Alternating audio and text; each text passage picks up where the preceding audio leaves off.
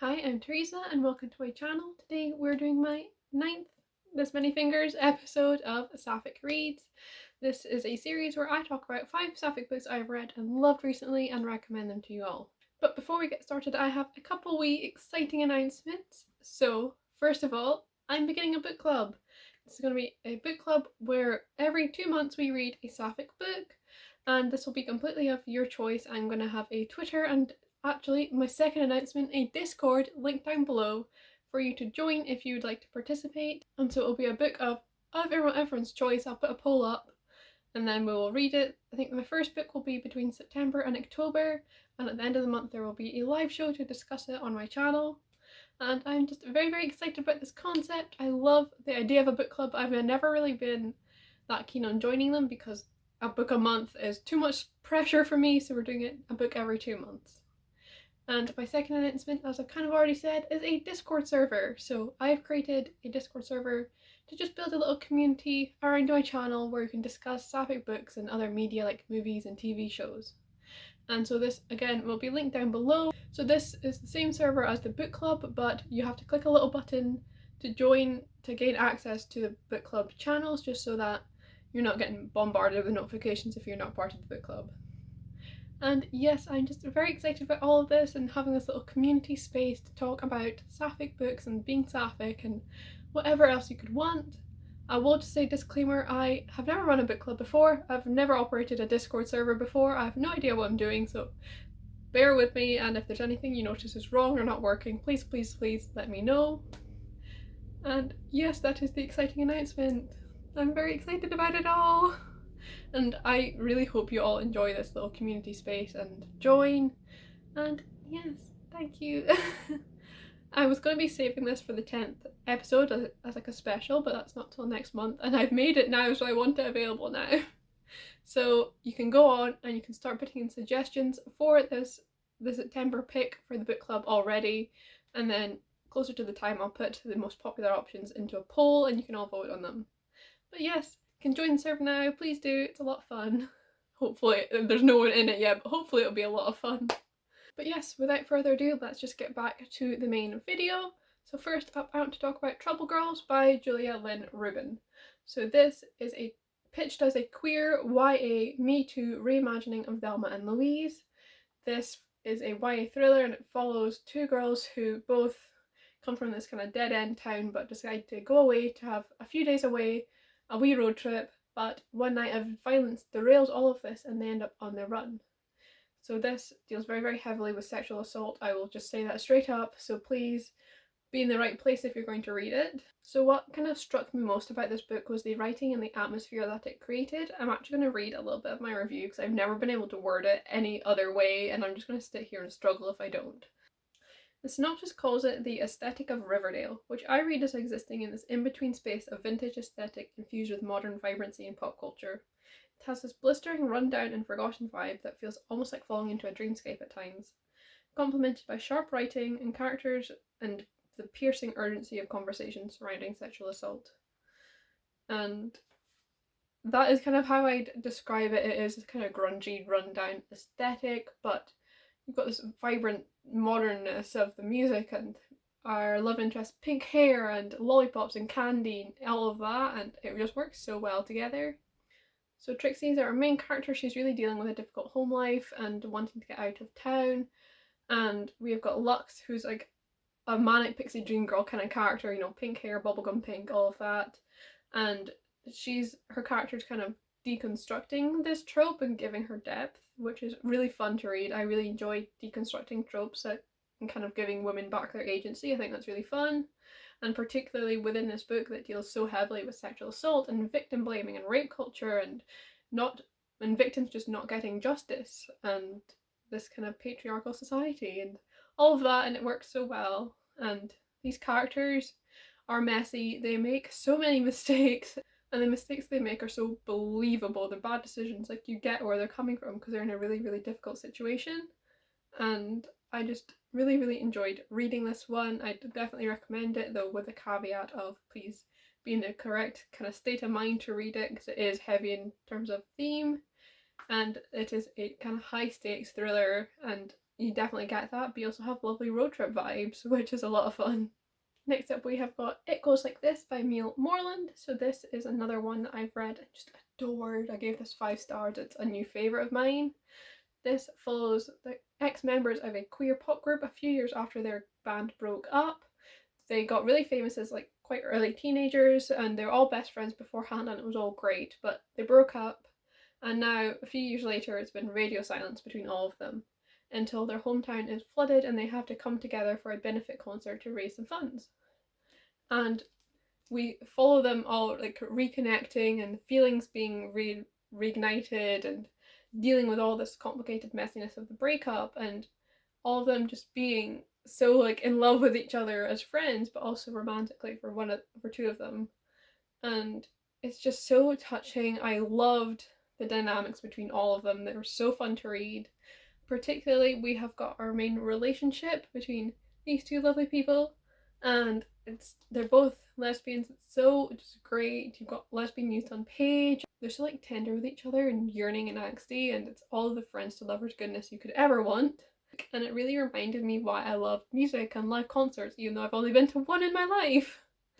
And it just also fandom as well. Like fandom plays a really big part because when their band got big, so did the fandom, and there's lots of like shipping and things.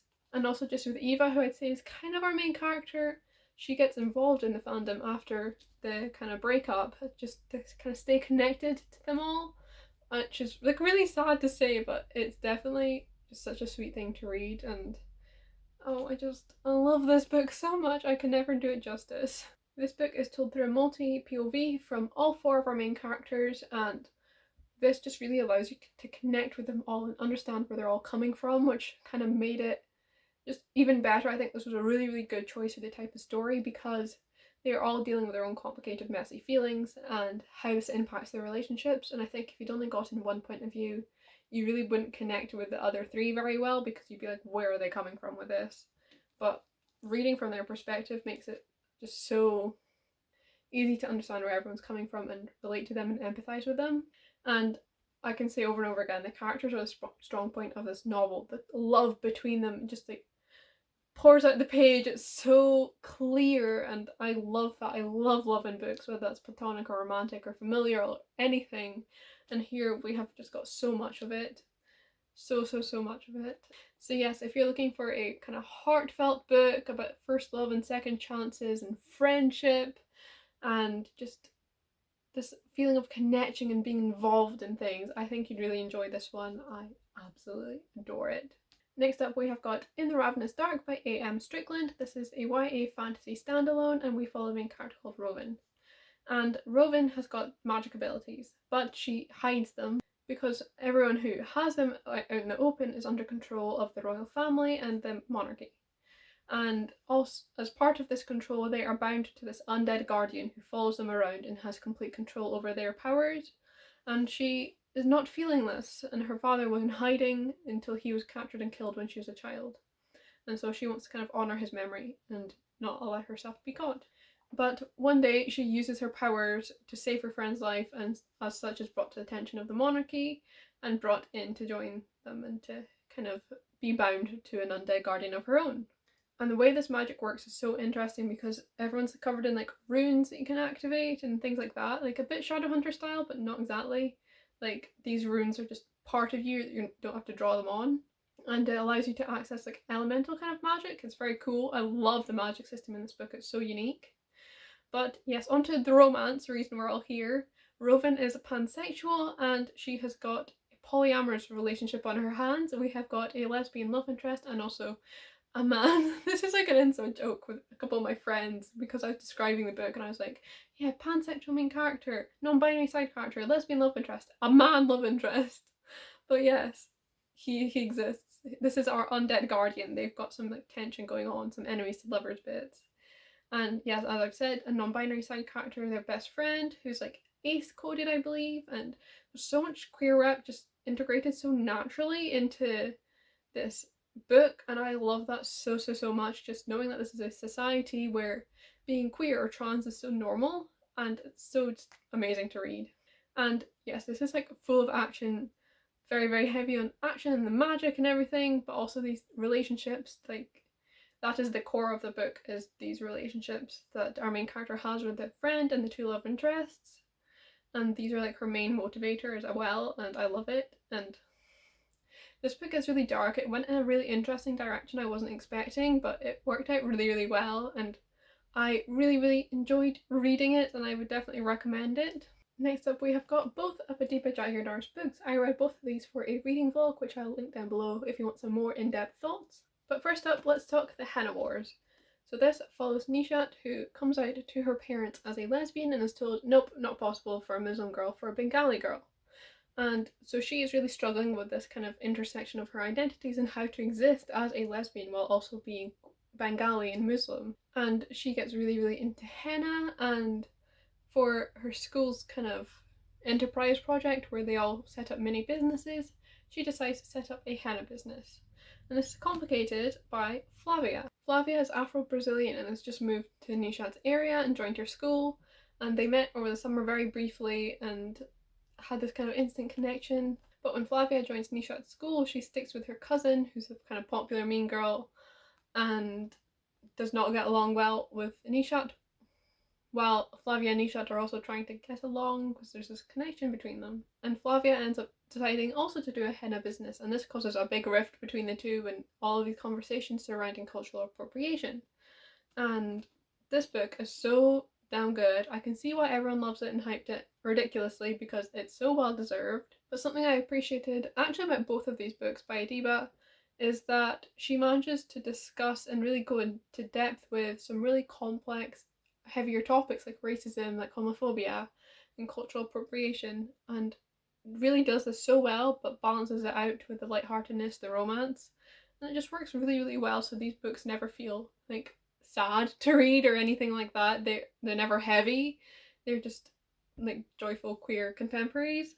I really loved the relationship between Flavia and Nishat and watching them kind of go back and forth and the tension between them from this rivals to lovers kind of moment here. Loved it, and just how everything was dealt with surrounding their culture and how this influences their queerness and how it intersects and everything was so interesting to read. So just well done. And I know I say this as a white woman, so it's not really my place to say it's well done, but in terms of my enjoyment in reading it and how it seemed to me, and from what I've seen from so many other reviewers who can talk on it, it's done so very well. And I also just love like the familial relationships in this book for Nishat. So she's got her sister who she's very close to, and then also the relationship with her parents following her coming out and their kind of expectations for her. I just really enjoyed reading all those scenes as well. And yes, just very much enjoy. It's very much worth the hype. I definitely recommend you give it a chance and pick it up. And then we have Hani and Issue's Guide to Fake Dating. So again, this is a YA contemporary. This is a rom-com, so it's definitely a bit more upbeat than the Henna Wars. We follow Hani and Issue, and so Issue really wants to be head girl, but can't because it's really a popularity contest and she's not popular. She's a bit of a loner and outsider and kind of know-it-all as well. And we also follow Hani, who's a popular girl. She seems to have everything going for her, but when she comes out to her friends as bisexual, they just don't believe her because she's never been with a girl before. So she blurts out that she's actually dating Issue. And this is very complicated because both girls may be queer, yes, but because of their family backgrounds, it's not completely easy as that. But they put together this fake dating scheme and chaos ensues, really.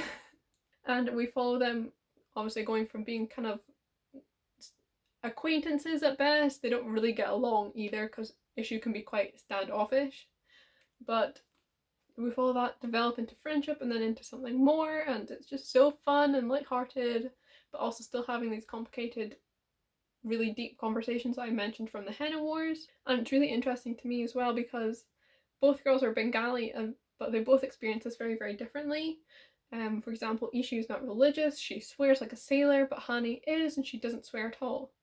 And like that's just like a couple key differences. There's more, but I just really appreciated seeing culture explored in two different, very, very different ways when so often these two girls would have been lumped in together because they're the only brown girls in their year, they're the only Bengali girls, you know? I also really appreciated the journey that Hani went on with learning that kind of removing parts of herself or censoring them to appeal to other people is just so not worth it, and it's so not right, and it's a really difficult journey for her to go on, but I enjoyed reading it so much, and I think that the way this all wrapped up was just so well done, and I really enjoy it, really and recommend it as well.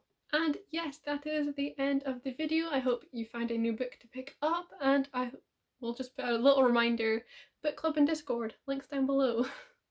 I'm just so excited about these, honestly. I cannot wait for it to all get started.